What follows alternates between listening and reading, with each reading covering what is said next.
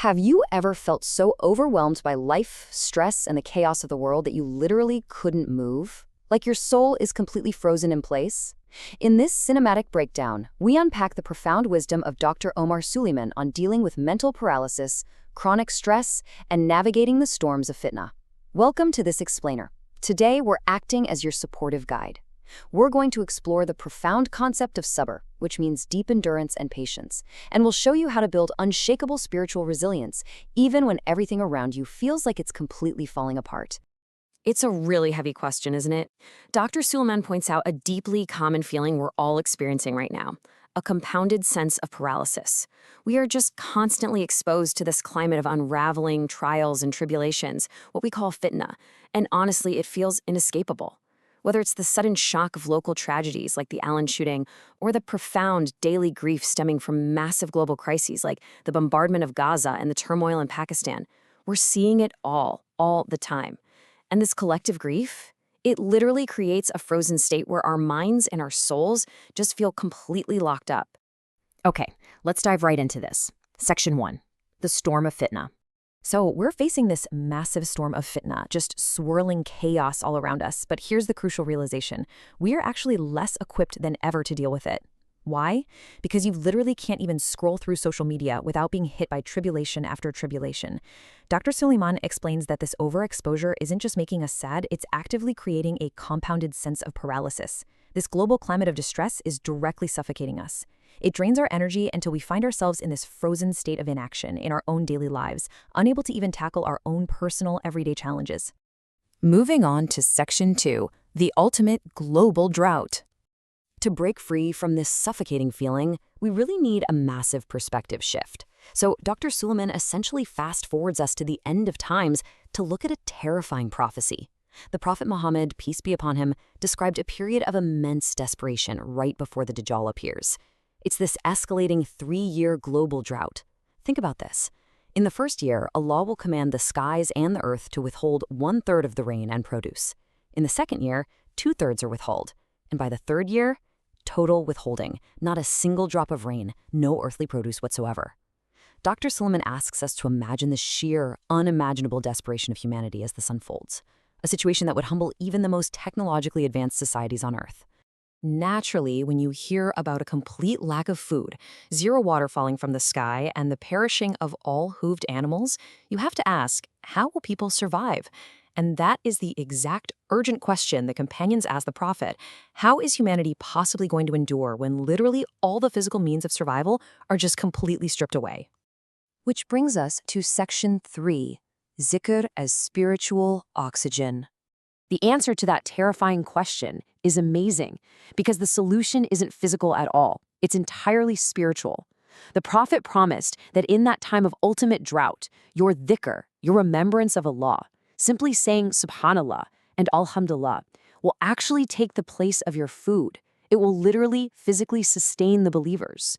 When Allah wants to change how you operate as a human being to sustain you, He will sustain you with His remembrance. And this brings us to the core cinematic metaphor of this whole explainer. Dhikr is to the heart what oxygen is to the human being. When the absolute madness of the world makes you feel suffocated, when you feel that tight constriction in your chest and you literally feel like you can't move, turning away from Allah is only going to make it tighter. But deep, penetrating dhikr, actually thinking about who Allah is and letting that reality sink deeply into your heart, it opens those pathways up. It acts as pure oxygen for your frozen soul, allowing you to actually breathe again, right in the middle of the chaos. All right, Section 4, escaping paralysis through action. So how do we physically start moving again today? Dr. Suleiman shifts gears here to some highly actionable prophetic advice, and it all starts with cutting through the noise. The Prophet advised, leave that which causes you doubt and immerse yourself in that which causes you no doubt. Fitnah, by its very nature, creates overwhelming confusion, right? You might not know the perfect political solution or how to solve massive global crises, and that uncertainty just paralyzes you. But the cure? Rush toward clear, unquestionable good deeds. Exert yourself in the specific areas where you absolutely know your actions are going to be blessed. Here are the practical, everyday steps to overcome this. First, you've got to actively make dua, asking Allah to unlock your laziness and your incapacity. You literally pray to be freed from that paralysis of anxiety and grief. Second, set achievable goals. We are goal-oriented creations. When you're sitting there feeling worthless watching the news, renew your self-worth by taking just one small, totally achievable step toward Allah. And third, and this is a big one, solve local problems. Don't just be a negative keyboard warrior constantly pointing out the flaws in everything online without actually doing anything. Look at your local community, your local masjid, and do what is actually within your capacity. Taking real action unlocks immense blessings. But here's a really beautiful, vital counterbalance to all that action. Our modern world pushes this relentless do mindset. If we aren't constantly weighing in on every chaotic WhatsApp group, we feel like we're somehow failing. But Dr. Suleiman reframes this so beautifully. Ibadah, or worship, actually includes being intentional about taking a step back. Your sleep, your intentional pauses, your breaks to just recalibrate and remember Allah, these are profound acts of worship. They are absolutely essential for building true spiritual resilience. You just can't pour from an empty, suffocated cup. Finally, Section 5, Embracing the Ultimate Opportunity. All of this struggle and fitna you're enduring right now, it isn't just meaningless suffering. The Prophet acknowledged exactly how incredibly hard this is. He told his companions that there would be days requiring such great sabr, such intense endurance and patience, that it would feel like holding on to a burning hot coal. If you feel like just existing as a believer today is completely exhausting and painful, your feelings are entirely validated by this prophetic tradition. It is quite literally supposed to be hard. So the crucial point is, what does this incredible difficulty actually unlock? The number 50 represents one of the most magnificent promises in our tradition. The Prophet stated that the one who acts with true sabr in the hardest of times will carry the reward of 50 people. And when the astonished companions asked him, 50 of us or 50 of them? The Prophet clarified, 50 of you. 50 companions. Guys, that is the sheer magnitude of reward available to you right now when you choose to hold on to your faith straight through the fire. Ultimately, this is our healing journey. As the challenge in the world rises, your opportunity to be pleasing to Allah rises right alongside it. You don't have to stay paralyzed. By grounding yourself in dhikr, letting it be your absolute spiritual oxygen, by speaking the truth you know, by avoiding clear falsehood, and by stepping out of confusion into actions of absolute certainty, you are actively securing a highly special, elevated place with Allah in the hereafter. So I want to leave you with this final thought to ponder. How will you use today's fitna to build your eternal resilience? The storms of tribulation, they're going to keep raging, but your soul does not have to stay frozen. Take a deep breath, let the remembrance of Allah be your oxygen, and take that one unquestionable step forward today. Thank you so much for joining me on this explainer, and I really look forward to exploring our next topic together. You know, usually when we talk about a medical diagnosis, there is this expectation of precision. Right. It feels like engineering almost. Like you break your arm, you go to the hospital, the x-ray shows that jagged white line on the screen, and the doctor just points a pen at it, says, there it is.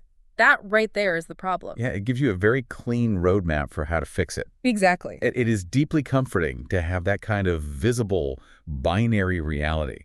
I mean, as human beings, we want our pain to be easily categorized. We want it neatly labeled so we can just, tackle it. But then you step into the world of psychological overwhelm. Oh, yeah. You step into spiritual fatigue, and suddenly that x-ray machine is just completely useless. We end up looking at a diagnostic landscape that is incredibly murky. Well, completely obscured. Right. You feel suffocated, you feel entirely immobilized, but you cannot point to a single broken bone. And that invisible suffocating weight is exactly where we are starting today. Welcome to the deep dive. It's great to be here. And we are talking directly to you, the listener, because if you are someone who is incredibly curious, someone who is always seeking out an aha moment to understand the world, but lately you have just been feeling, burned out. Yeah. If you're feeling overwhelmed by this unending barrage of information and the trials of life, you are in exactly the right place. We are exploring a profound and honestly incredibly timely lecture today by Dr. Omar Suleiman. And the focus of his discussion is on the spiritual and psychological paralysis caused by chronic stress, crisis, and social turmoil. Which is heavy. It is. In the Islamic tradition, this overarching concept of severe unraveling turmoil is known as fitnah. Okay, let's unpack this right away, because our mission here today isn't just to absorb a bunch of historical facts or theological definitions and then, walk away feeling just as stuck. Right. That defeats the purpose. Exactly. We want a roadmap out of this. The goal is to figure out how to move from feeling emotionally frozen, from being in a state of continuous shock, to a state of active, purposeful faith. We really want to know how to unfreeze. And to understand how to unfreeze, we first have to understand the specific temperature of the room we are sitting in. Okay. We are looking at the volatile intersection of global unraveling and personal strife. What Dr. Suleiman argues is that when the massive macro crises of the world collide with the micro stresses inside your own home, the result is a compounded, paralyzing anxiety. It just stacks up. It does. It leaves a believer feeling completely numb. And what really struck me in the lecture is this undeniable observation about our current baseline. There is an observable, documented decline in human happiness, and people seem far less equipped than ever to deal with their own localized personal stress. Right. But the argument is that this isn't because we are inherently weaker. It's because of the paralysis of overexposure. You literally cannot scroll social media or turn on a television without seeing tribulation after tribulation. Because the human mind simply did not evolve to carry the weight of the entire globe suffering simultaneously. No, of course not. When you are exposed to extreme global turmoil on a glowing rectangle in the palm of your hand, while simultaneously, trying to figure out how to pay your mortgage or deal with a sick child, your psychological capacity to cope fractures. To really drive this home, Dr. Suleiman draws a line between hyperlocal tragedies and massive global crises.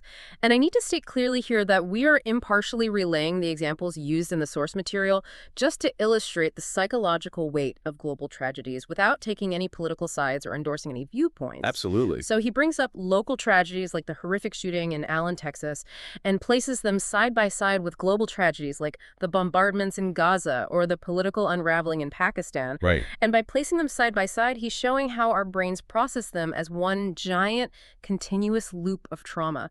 We aren't just reading the news, we are absorbing collective trauma without any sort of filter. And by citing those specific, heavy realities, he grounds this ancient concept of fitnah in our immediate modern reality. If we look at the linguistic root of fitnah, it originally referred to the process of melting down gold or silver to separate the pure metal from the dross. Oh, wow. I didn't know that. Yeah, it implies a severe testing, right? A state of intense heat and pressure that forces a separation.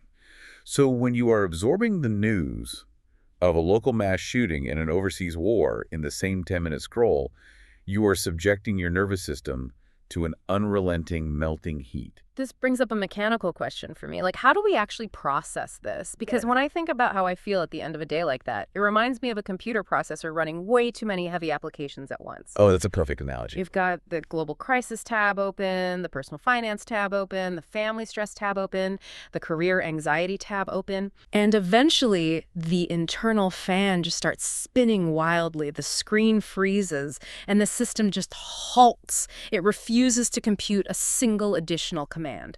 That is our spiritual and psychological state right now. We are frozen. The system halts because it lacks the processing power for that specific type of load.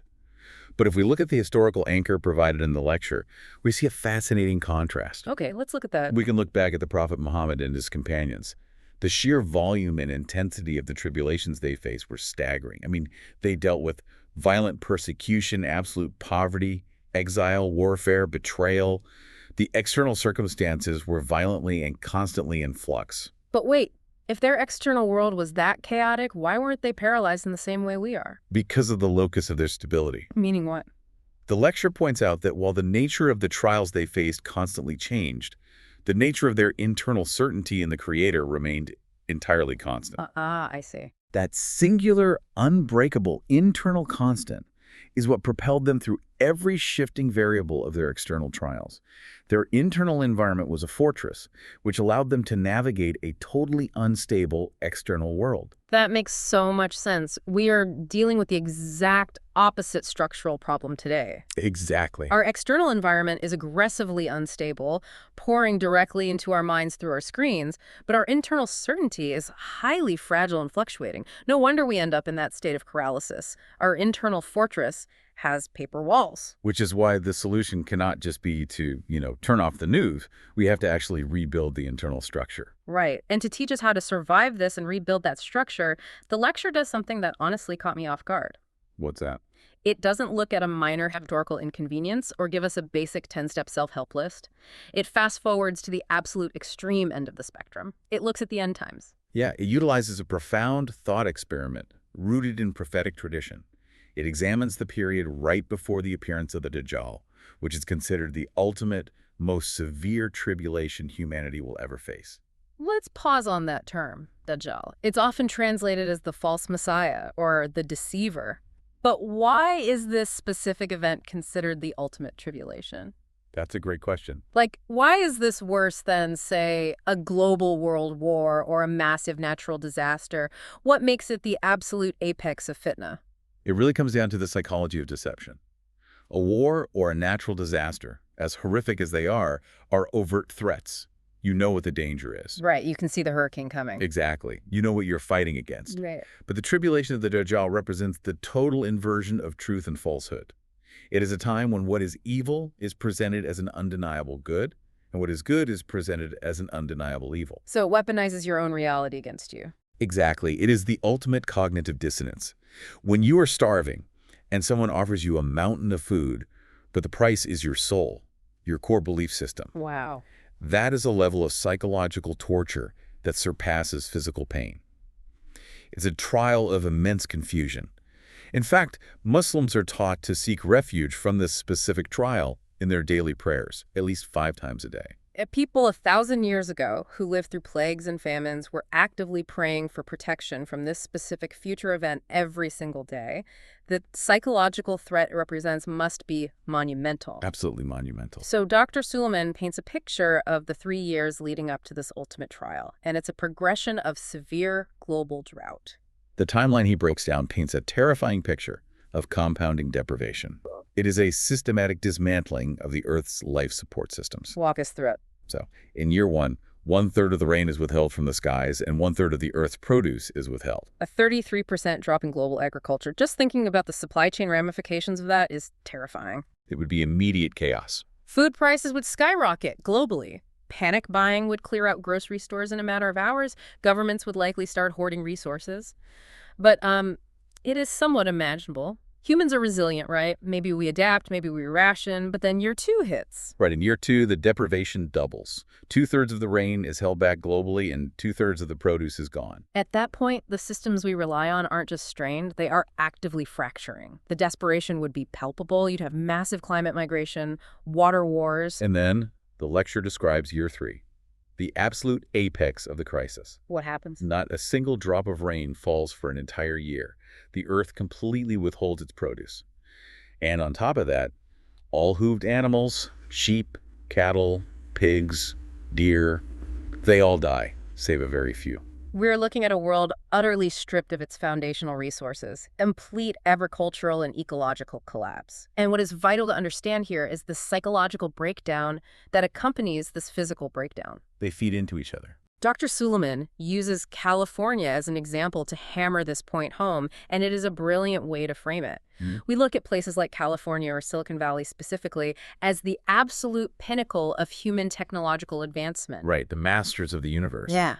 We have an app to deliver anything to our door in 30 minutes. We are building AI that can write poetry. We are sending rovers to Mars. But what happens to all of that when the water simply stops? It completely shatters the illusion of human control. Yes. You can invent all the alternative tech you want. You can build the most advanced desalination plants on the coast.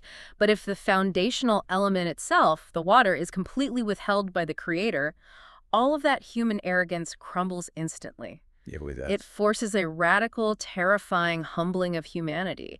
It proves that our supposed mastery over nature was always just an illusion, doesn't it? It does. And this is where the psychology of desperation becomes critical to understanding our modern paralysis. Desperation breeds severe vulnerability. Well, when human beings are that terrified, when they are watching the sky yield nothing and their children are thirsty, they become incredibly easy to exploit. This is the exact environment where the paralysis we discussed earlier is most deadly. Because you can't think straight. Exactly. Mm. If you are paralyzed by fear in an environment of total deprivation, you are primed for exploitation by whatever deceptive force like the Dajjal promises you relief. Which makes the prophetic solution to this extreme worst-case scenario absolutely vital for our everyday lives right now. Because if a theological tool works for the absolute apex of human suffering and global collapse, it can definitely pull you out of the paralysis of your Tuesday morning doom scrolling. The principles scale perfectly. So naturally, when the companions of the prophet heard this horrifying description of complete global drought, they asked the most obvious, pragmatic survival question. Right. How will people live in that time? Exactly. Without food, without drink, how does the biological machine of the human body even continue to function? The answer provided in the tradition is incredibly profound, and it requires a shift in how we understand sustenance. Okay, what's the answer? The prophet stated that the remembrance of Allah, known as dhikr, specifically repeating phrases like Subhanallah, meaning glory be to God, and Alhamdulillah, praise be to God, will literally take the place of food and water. Okay, I have to stop you there. I thought you might. Yeah, I am highly skeptical, and I know someone listening is too. Wait, replacing physical food calories, proteins, hydration with words? How does that actually work? We are talking about biological starvation here. It sounds impossible if you view the human body purely as a closed mechanical system that operates entirely independently. Right. But what's fascinating here is if we look at the theological premise being presented, the Creator is the ultimate sustainer. The food and water we consume are merely the usual mediums through which that sustenance is delivered. The mechanism of delivery. Exactly. If the Creator wants to sustain a human being, He can change the operating system. He can bypass the medium of the calorie and sustain the physical body directly through the spiritual act of remembrance. Okay, so in that ultimate end time scenario, it is a literal, miraculous physical sustenance. But how does that apply to us right now? I mean, we aren't literally starving from a 3-year global drought, but we are suffocating mentally. The mechanics of the solution are the same. Just as oxygen is to the human body, deek, remembrance, is to the heart. Expand on that. Think about what happens physiologically when you feel overwhelmed by a personal crisis or by watching horrific news footage. You feel a literal constriction in your chest. Your breathing gets shallow, yeah. Your nervous system spikes. You feel an inability to move. When you turn away from remembrance in those moments of crisis, that internal constriction tightens further. You are cutting off your own spiritual oxygen supply. It's a physiological reaction to a spiritual deficit. So by engaging in remembrance, you are actively calming the nervous system down. Yes. Remembering the divine opens the physiological and spiritual pathways. It asserts a higher control over the chaos, which settles the heart and provides a tranquility that no external circumstance can offer. But the lecture is very careful to clarify a vital distinction here, and I really love this part. This isn't just about mindless chanting. Not at all. It's not a magic spell where you just repeat syllables on a rosary while thinking about your grocery list and suddenly your anxiety vanishes. It outlines a very specific 3-step progression for remembrance to actually work. Right. It's a very deliberate process. First, there is the repetition on the tongue. The physical articulation of the words is the necessary starting point. But then step 2, you have to think deeply about who the creator is and what you are actually saying. You are engaging the mind. You are forcing your cognitive focus to align with the words on your tongue. You're bridging the gap between speech and thought. And then the crucial step 3, allowing that cognitive realization to penetrate and actually settle the heart. It moves from the physical tongue into the analytical mind and finally drops down into the deepest part of your emotional core. That progression is what unlocks the spiritual pathways. It is what allows you to breathe when everything around you is screaming at you to panic. It grounds you. Exactly. Yeah. Dr. Suleiman mentions a very practical example, the simple act of stepping out of your front door. If you step out into the world with the internalized, deeply felt trust that the Creator is in ultimate control, that He holds the keys to whatever chaotic systems you are about to interact with today. Whether it's an unstable economy, a toxic workplace, or frightening global politics. Right. That specific trust is what prevents the paralysis of the unknown. I can still hear the skeptic, though. Yeah. Someone might be listening to this, deeply burned out, feeling the heavy, very real weight of the world, and they're thinking, oh, here they go again, the classic religious cop-out. Just repeat these Arabic words, and your clinical burnout and the world's geopolitical crises will all just be fine. Yeah. It can sound incredibly dismissive if you've never actually experienced it.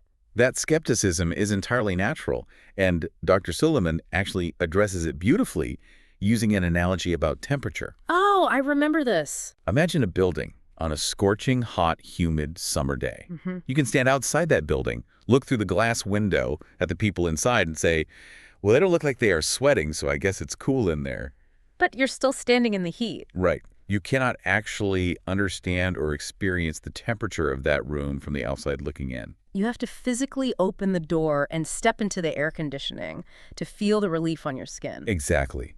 You have to immerse yourself in the practice of remembrance to truly understand how it fundamentally alters your ability to navigate the madness of the world. You have to do the work. He likens it to the feeling of the last 10 nights of Ramadan in the mosque.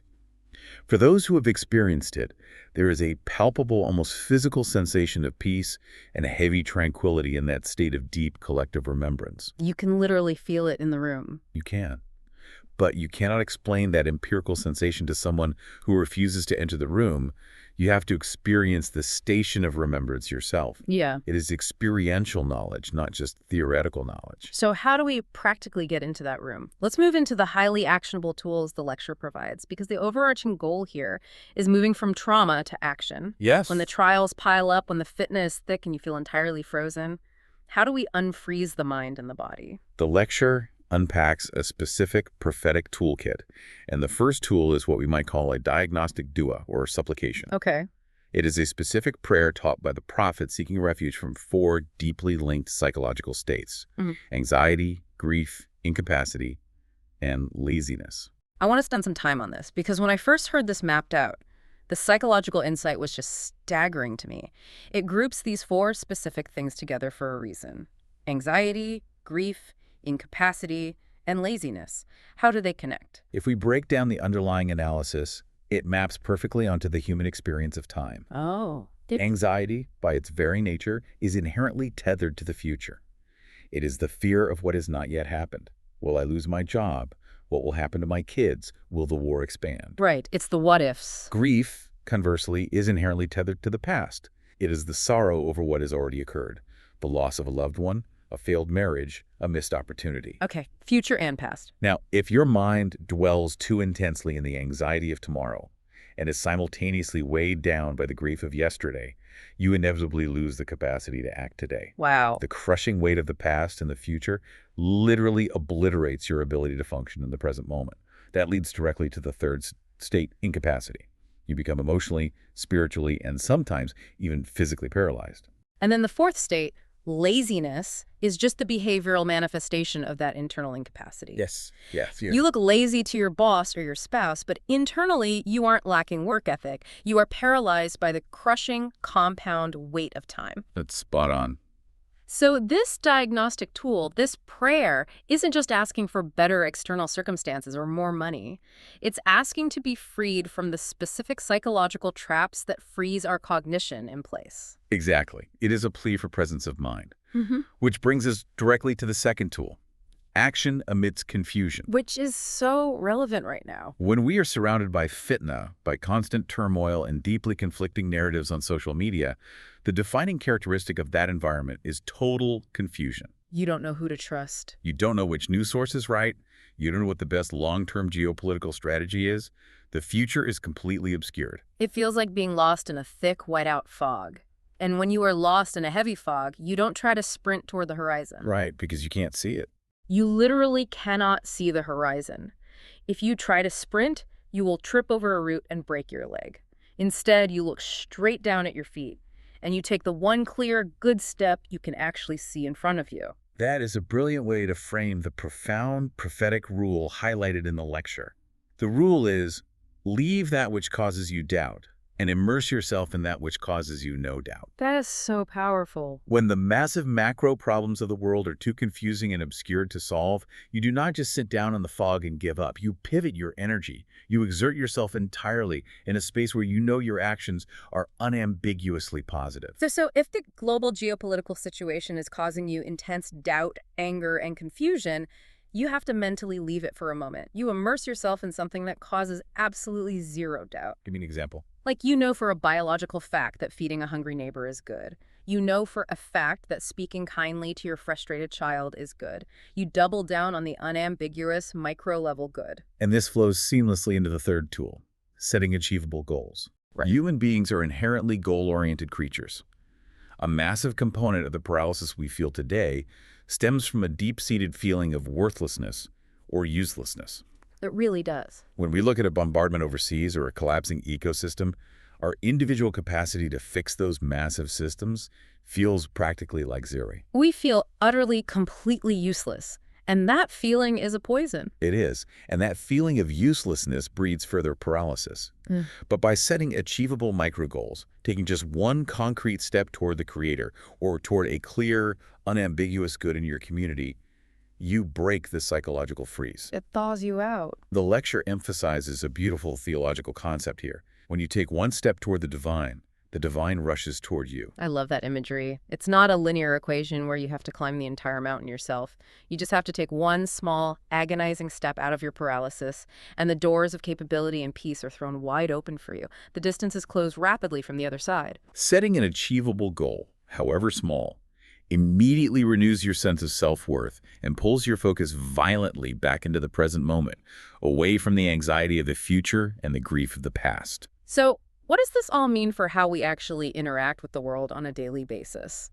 This brings us to a really uncomfortable but necessary reality check from Dr. Suleiman. He talks about the modern trap of the keyboard warrior.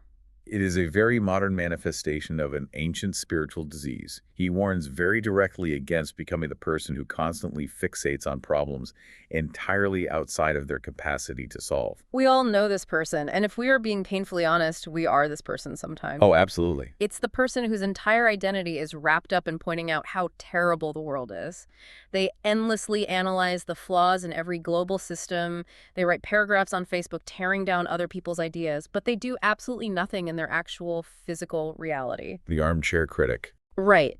The lecture uses the example of someone complaining endlessly about the state of their local mosque or community center, finding holes in how the board runs things, critiquing the carpet, the speakers, but refusing to volunteer a single hour of their own time to help clean it or fix it. The psychology of this is fascinating and destructive. It's a form of performative empathy that gives you a cheap dopamine hit of feeling involved without requiring any actual sacrifice. Ouch. That's true. The spiritual toll of this behavior is devastating. When you constantly fixate on the impossible and ruthlessly critique the actionable, you deflate yourself on the inside. You become chronically cynical and negative. And worse, you deflate everyone around you. Yes. Dr. Suleiman points out that this person becomes highly accountable spiritually because they are actively spreading paralysis. They are acting as an agent of Fitnah. They are actively manufacturing more confusion, more despair, and more friction within their own circles, while disguising it as, raising awareness. Precisely. The prophetic antidote to this toxic cycle is simple but profound. Solve problems within your capacity. Okay. When you ruthlessly focus your energy on what your hands can actually reach, you unlock immense blessings, referred to in the tradition as baraka. Let's define baraka, because it's more than just a generic blessing, right? Right. Baraka essentially means divine increase or exponential growth in goodness. It means that the output of your action far exceeds the input. Okay, can you give me an example of that? Sure. When you act within your capacity, say, you spend 1 hour tutoring a struggling kid in your neighborhood, the baraka placed in that action might change the trajectory of that child's entire life, affecting generations. The impact of your small, within-capacity actions can grow far beyond what human mathematics can calculate. Which leads to a point that I think is going to be a massive physical relief for you listening right now, especially if you are feeling the crush of burnout. We all need some relief. We live in a hyper-connected culture that absolutely screams at us to do. We feel this intense, relentless pressure to constantly weigh in on every single issue, to post our stance on social media so people know we are on the right side of history, to reply to the activist group chat immediately, as if our silence for 12 hours will cause the universe to collapse. Modern culture equates pausing with apathy. If you aren't posting, you don't care. Exactly.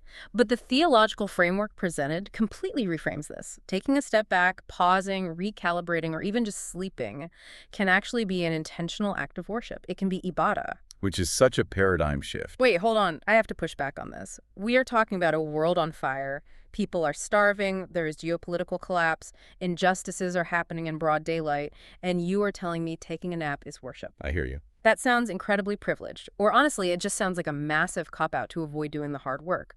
How do you reconcile resting while the world burns? It is a vital pushback, and the distinction lies entirely in the intention and the concept of ibadah. Okay, let's look at that. Ibadah translates to worship, but its deeper root means servitude or devotion to the Creator in all aspects of life. If you are sleeping to ignore the world, to hide from your responsibilities out of pure apathy, that is not worship. That is escapism. Checking out. Exactly. However, if your intention is to rest, so that you have the mental, physical, and spiritual clarity to act justly and compassionately when you wake up, then that rest is purposeful. So it's about the function of the rest. Exactly. You are maintaining the vessel, your body and mind, so that it can be of service. Intentionally stepping back to remember the divine, to let your nervous system reset, equips you to actually face the problems better. That makes a lot of sense. Constant, reactive, frantic motion without spiritual grounding isn't helping anyone. It's just flailing. It usually causes more damage. Intentional pausing is preparation for meaningful action. Okay, I see. It's the difference between hiding under the covers and taking a tactical retreat to resupply your gear before going back into the field. That is a profound reframe, and it builds perfectly into the ultimate reframe that Dr. Suleiman offers, the idea that challenge equals opportunity. There is this beautiful sentiment shared in the text that the affair of the believer is always good. It is a radical, almost defiant optimism in the face of despair. It really is. And to illustrate this, I want to dive into the mathematics of the end times that the lecture gets into, because it absolutely blew my mind when I heard it. It is a fascinating mathematical equation regarding spiritual reward. Walk us through it. The prophet described the coming difficult days, these days of intense fitnah, heavy turmoil, and global confusion, and he said that holding on to patience and faith in those specific days is like holding on to a burning hot coal. It physically and emotionally hurts. It goes against every social instinct. You want to drop the coal. You want to give in to the despair, the anger, the tribalism, the paralysis. It would be so much easier to just let go. Yes, the friction is immense. But the mathematical reframe provided is this. The person who holds on, the person who actively chooses faith and purposeful action in those dark days, receives the spiritual reward of 50 companions. 50 of the original companions of the prophet. Wait, really? Yes, the historical record shows that when he said this, the companions were astounded. They asked for clarification, 50 of us, or 50 of them, and the prophet answered, 50 of you. Why, though? Why 50? Why is the reward so massively inflated for people living in the future compared to the people who literally founded the faith? It comes down to the spiritual supply and demand and the sheer friction of the environment. How so? Well, the companions had the physical presence of the prophet among them. They had a cohesive community entirely dedicated to the same goal. They had immense social support for their faith. Right, they were all in it together. In the days of severe fitnah, faith is scarce. Social support is almost non-existent. Society is actively working against your internal certainty. The internal exertion required just to hold on to the baseline of faith when the entire world is screaming at you to let go is exponentially higher. Wow. Therefore, the Creator, who is entirely just, scales the reward to match the immense difficulty of the environment. The inflation of the trial directly leads to the inflation of the reward. That completely flips the narrative. It does. You aren't just suffering for nothing. Your struggle to maintain your spiritual oxygen, your struggle to take that one clear step in the fog, your refusal to become a toxic keyboard warrior is valued so much higher precisely because it is so incredibly difficult to do right now. It transforms the narrative from one of passive victimhood, look at this terrible dark time we are doomed to live in, to one of unprecedented opportunity. You have the chance to achieve a level of spiritual resilience and divine favor that is entirely unique to the exact chaotic environment you find yourself in. The darkness of the era is what makes your light so incredibly valuable. That's exactly it. Okay, we have covered a massive amount of ground today. Let's synthesize this journey for you, the listener. We started by looking at this suffocating diagnostic mess of modern fitnah, the absolute paralysis caused by absorbing the trauma of the entire world through our screens while trying to manage our own fragile lives. Yeah. We explored the extreme prophetic thought experiment of total global drought to understand a profound reality. When the external world completely collapses, internal remembrance, tikr, literally becomes our survival oxygen. We unpack the mechanics of unfreezing the mind. We look at the diagnostic prayer that teaches us to move past the grief of yesterday and the anxiety of tomorrow so we can reclaim our capacity to act today. Right. We discuss the vital strategy of leaving the fog of geopolitical confusion to immerse ourselves in clear, unambiguous local good. We talked about setting achievable goals to rebuild our shattered sense of purpose. We discuss abandoning the toxic performative trap of the keyboard warrior and focusing fiercely on what is within our actual physical capacity to change. And we unpacked the deeply comforting truth that sometimes taking a step back, pausing, and even sleeping is the most spiritually productive, intentional thing you can do to prepare for the road ahead.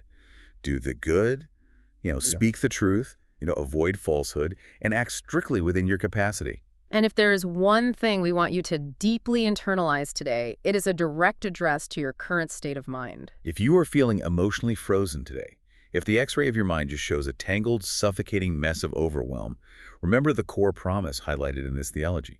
The Creator does not burden a soul beyond its scope. That's beautiful. If you are facing this reality, you inherently possess the capacity to navigate it. You have the tools, the door is unlocked. You just need to step into the room of remembrance to feel the temperature change. Which brings us right back to where we started. We said at the top of the show that this wasn't a clean, binary medical diagnosis like a broken arm. But perhaps the treatment protocol is much clearer than we originally thought. It just takes the first step. I want to leave you with a final, lingering question to mull over on your own as you go about your day. If the ultimate survival tool in a world completely devoid of physical nourishment is the deep internal remembrance of the divine, how might you start stockpiling that spiritual oxygen right now, today, while the rain is still falling? That's something to really sit with. Thanks for joining us on this deep dive. We'll catch you next time.